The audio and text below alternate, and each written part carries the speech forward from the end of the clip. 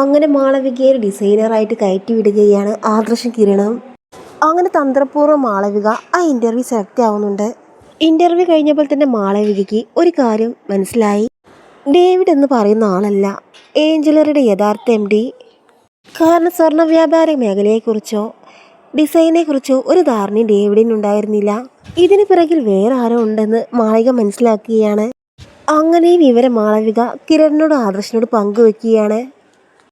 അങ്ങനെ ഒരാളുണ്ടെങ്കിൽ അയാളെ നമുക്ക് കണ്ടുപിടിക്കണമെന്നും അങ്ങനെ ഏഞ്ചലറിയെ കുറിച്ച് എല്ലാ കാര്യങ്ങളും മനസ്സിലാക്കണമെന്ന് ആദർശ് പറയുന്നുണ്ട്. അങ്ങനെ അവിടുത്തെ ജോലികൾ തുടരാൻ അവർ മാളവികയോട് ആവശ്യപ്പെടുന്നുണ്ട്. ശമ്പളമൊന്നും കിട്ടിയിട്ടില്ലെങ്കിലും സാരമില്ല, താൻ കാര്യങ്ങളെല്ലാം കണ്ടുപിടിക്കാമെന്ന് മാളവിക പറഞ്ഞു.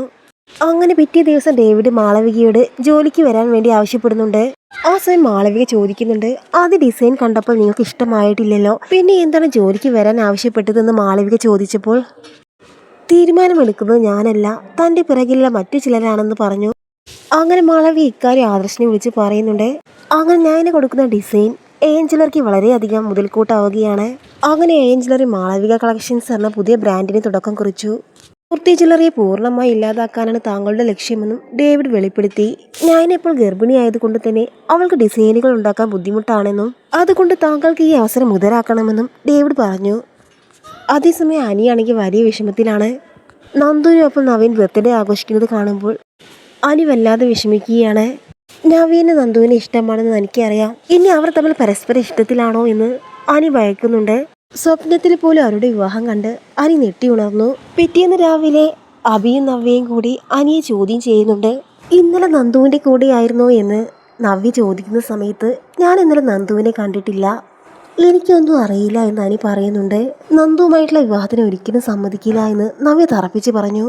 ജയിലിൽ പോയ അഭിയുടെ കാല് നന്ദു അടിച്ചൊതുക്കിയെന്നും നന്ദുവിനെ ഒരിക്കലും വെറുതെ വിടില്ല എന്നും നവ്യ പറയുന്നുണ്ട്. അങ്ങനെ ഓഫീസിൽ പോകാൻ മടിച്ചിരിക്കുന്ന അനിയുടെ അടുത്തേക്ക് ജാനകി വരുന്നുണ്ട്. ആദർശിരിക്കുന്ന കസേരയാണെന്നും നീ MD ആയിരിക്കുമ്പോൾ ഉത്തരവാദിത്തം കാണിക്കണമെന്നും ജാനകി ദേഷ്യത്തോടു കൂടി അനിയോട് പറയുകയാണ്. ആ സമയം അനി വിഷമത്തോടു കൂടി തല താഴ്ത്തുന്നുണ്ട്. എന്താണ് മോനെ നിന്റെ വിഷമം, എന്തായാലും പറ എന്ന് ജാനകി ചോദിക്കുമ്പോൾ എനിക്ക് നന്ദുവിനെ മറക്കാൻ പറ്റുന്നില്ല അമ്മേ, അവളെ അല്ലാതെ വേറെ ആരെയും വിവാഹം കഴിക്കില്ല എന്ന് പറയുന്ന സമയത്ത് ജാനകി പൊട്ടിത്തെറിക്കുകയാണ്. നിന്റെ ആഗ്രഹം ഒരിക്കലും നടക്കാൻ പോകുന്നില്ല അനി, നീ വെറുതെ അവളെ സ്വപ്നം കണ്ട് നിൽക്കേണ്ട എന്ന് പറയുന്നുണ്ട് ജാനകി. ജാനകി പറഞ്ഞത് കേട്ട് സഹിക്കാനാകാതെ വിഷമിച്ച് നിൽക്കുകയാണ് അനി. ഇതെല്ലാം കണ്ടുകൊണ്ട് നയന അങ്ങോട്ട് വരികയാണ്.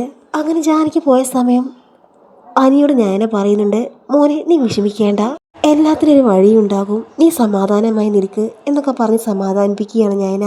ആ സമയം അനിയാണെങ്കിൽ സങ്കടം സഹിക്കാനാകാതെ പൊട്ടിക്കരയുകയാണ്.